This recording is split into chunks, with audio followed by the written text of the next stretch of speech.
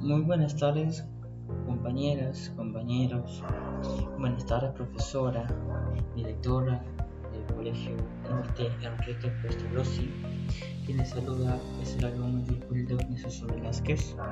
El día de hoy expondré el tema titulado El primer gobierno de José Luis Bustamante y Rivero. Y se dice que José Luis Bustamante y Rivero asume el cargo el 28 de junio del año 1945. Hecho notable de su gobierno fue cautelar la riqueza de nuestro mar, así como el zócalo continental o plataforma submarina.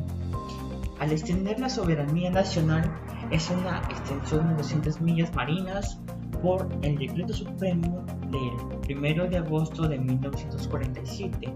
Su gobierno fue de amplio goce de libertad pública y profundamente democrática, pero lamentablemente tiempo después, desgraciadamente sufrió la oposición del Partido Aprista y de la derecha reaccionaria, que fue sacado tiempo después, el 29 de octubre de 1948, y deportado al extranjero por la sublevación del general Manuel Odría en Arequipa, que fue iniciada en la misma ciudad el 27 del mismo mes. Bien, pasamos al primer punto, lo que es el inicio del gobierno de José Luis Bustamante y Rivero. Bien, que se dice que para las elecciones del año 45 se formó el FREDENA. ¿Y qué es el FREDENA? El FREDENA es el Frente Democrático Nacional, el cual se agrupó a una conjunción de apristas y comunistas, todavía en ilegalidad, y que buscaban con el frente salir de ella, políticos independientes y destacados intelectuales. El FREDENA fue una alianza muy débil, ya que para sus miembros nunca estuvo claro si esta era un pacto electoral, una alianza transitoria o un proyecto de más largo alcance que buscaba modernizar el régimen político del país. Bien, así luego de producirse un entendimiento entre Haya de la Torre y Benavides, se buscó a Bustamante y como candidato, quien finalmente resultó elegido presidente al ganarle a su contrincante Eloy Ureta, que pertenece a la Unión Revolucionaria. Entonces el APRA, con el nombre del Partido del Pueblo, se le permitió postular candidatos al Congreso, donde también obtuvieron una mayoría parlamentaria. El APRA atravesaba una política conciliatoria, resumida en una frase: antiamericanismo, democráticos sin imperio. ¿Y qué significa eso? Significa un apoyo a los países aliados en la guerra mundial y la renuncia a sus ataques contra el imperialismo norteamericano y el capitalismo en general. Entonces el Partido del Pueblo convocó a una impresionante manifestación en la que su líder, Haya de la Torre, habló de no quitar la riqueza a los que la tienen, sino de crearla para los que no la tienen.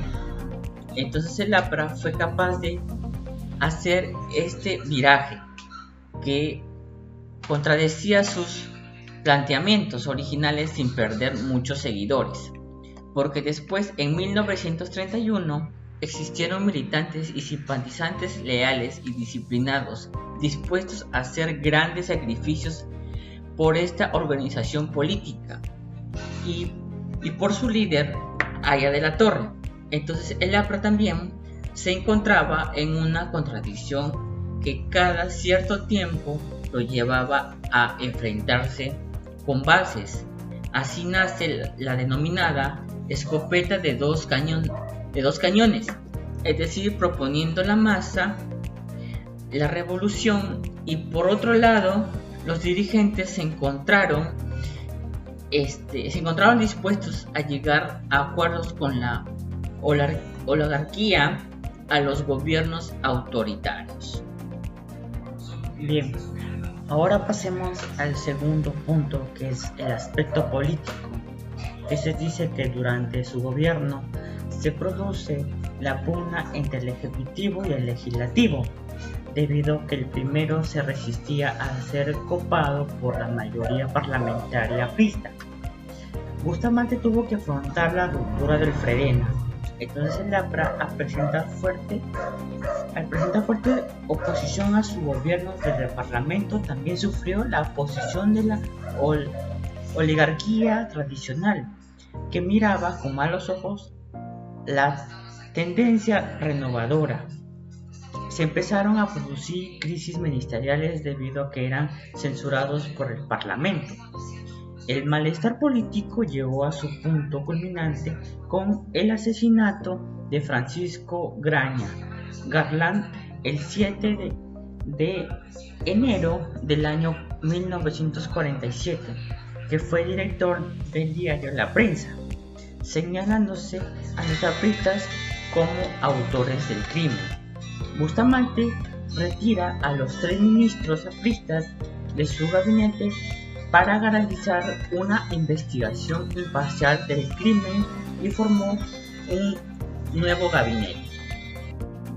No obstante, la crisis política que sufrió el gobierno de Bustamante se caracterizó por la tendencia de afianzar la democracia política y por un amplio goce de las libertades públicas. También la crisis política en que se debatía el gobierno llegó a un momento crucial, donde un grupo de senadores denominados independientes se negaron a concurrir al Senado el 28 de julio del año 47 para instalar el Congreso de ese año, lo que produjo el receso parlamentario, y entonces Bustamante tuvo que gobernar sin parlamento. El 3 de octubre del año 48, la oposición aprista llegó al extremo de producir en el Callao una sublevación con la tropa de la Marina de Guerra. Entonces, la acción que fue reprimida con dureza debido a lo que el gobierno declaró al APRA fuera de la ley, reanudándose la persecución a los líderes apristas. Bien, ahora pasamos al punto número 3, que es el aspecto económico. Finalizada la Segunda Guerra Mundial, entre 1939 y 1945, disminuyeron las exportaciones de productos peruanos, generando protestas por la falta de empleo, en especial en las haciendas de la sierra, lo que originó la organización campesina en la Federación Agraria y Campesina Azúcares Norteños y la Confederación de Campesinos, generándose migración a las zonas costeñas. El gobierno elaboró medidas asistenciales como el aumento de la burocracia estatal, el aumento del jornal y los sueldos para los trabajadores de sindicatos y el control de precios y tipos de cambio fijo.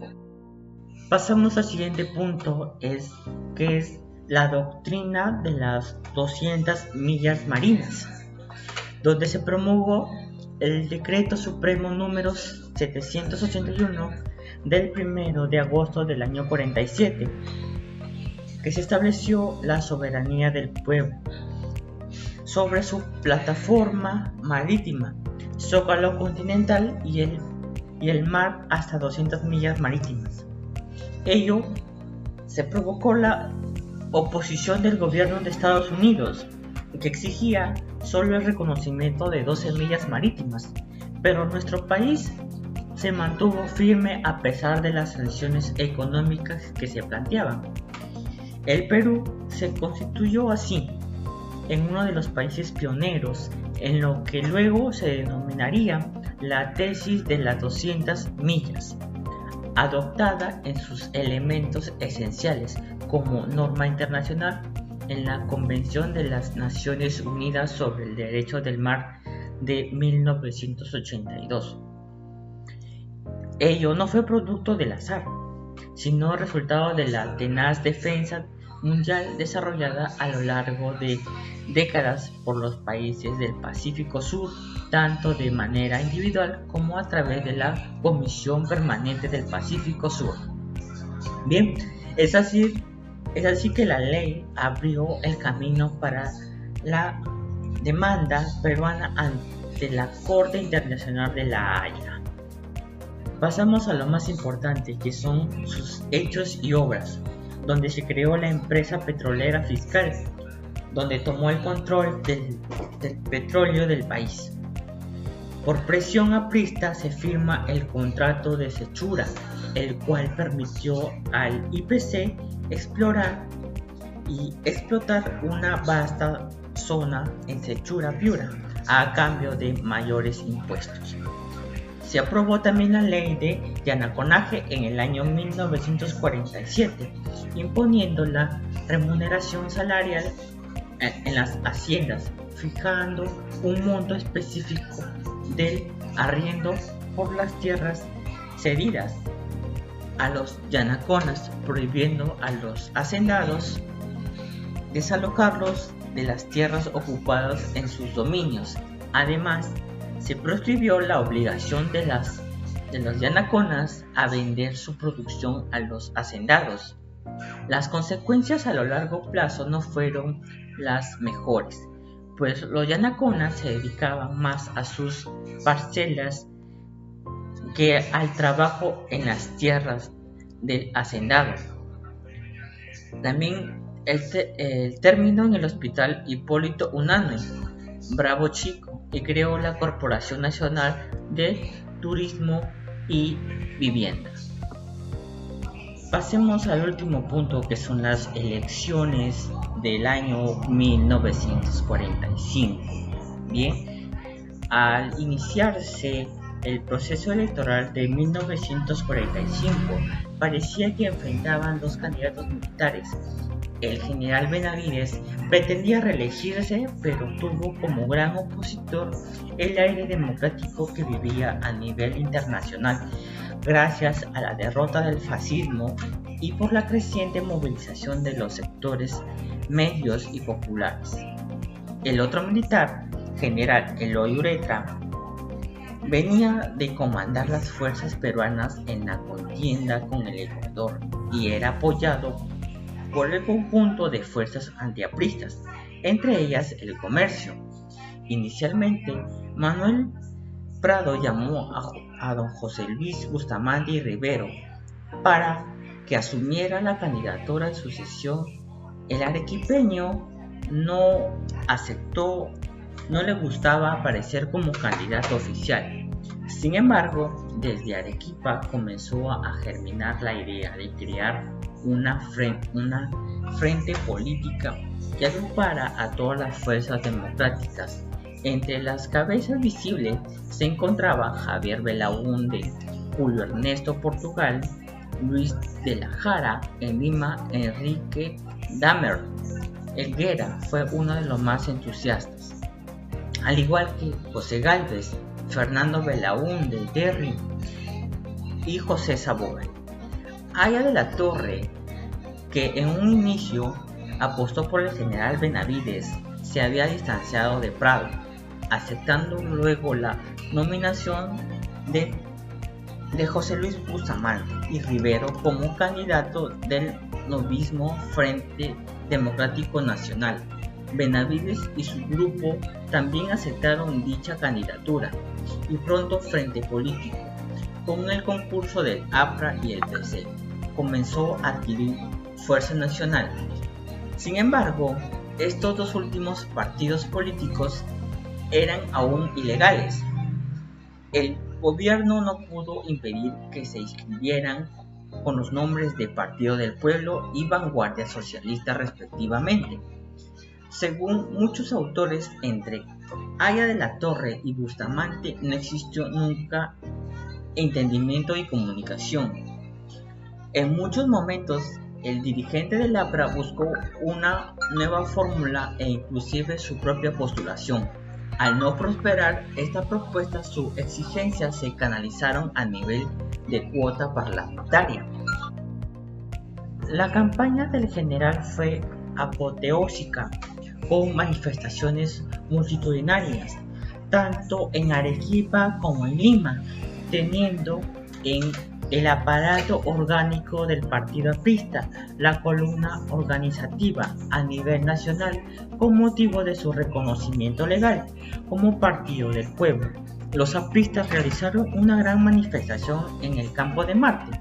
Posteriormente, en un célebre discurso en la Plaza San Martín, allá de la Torre, frente al reducto oligárquico del Club Nacional, sostuvo que el APRA no venía a quitar la riqueza a quien la tiene, sino a crearla para quien no la tiene.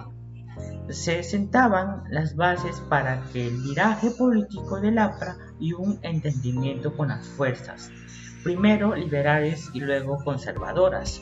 Las elecciones se efectuaron el 10 de junio de 1945 y se acompañaron la lista de Bustamante para que las vicepresidencias José Gálvez y Eduardo Ganosa. Por su lado, Eloy Ureta tuvo como acompañantes a Ignacio Brandis y Ernesto Delgado. Estaban inscritos en total de 7.765.072 electores, de los cuales votaron en forma válida 4.556.30 electores. José Luis Bustamante Rivero tuvo la mayoría absoluta al concentrar el 67% de los votos contra el 33% de Eloy Ureta. En la votación nacional, este último se alcanzó con el triunfo en el oriente peruano, Madre de Dios, San Martín.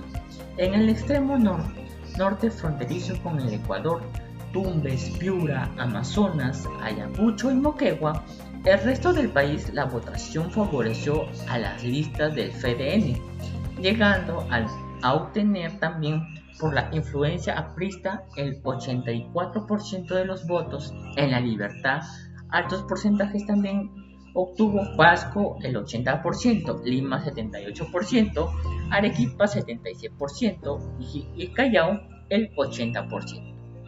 Y con este resultado aplastante, el FDN inició un gobierno con muchos auspicios que carecía posteriormente por sus propias disputas. Muchas gracias.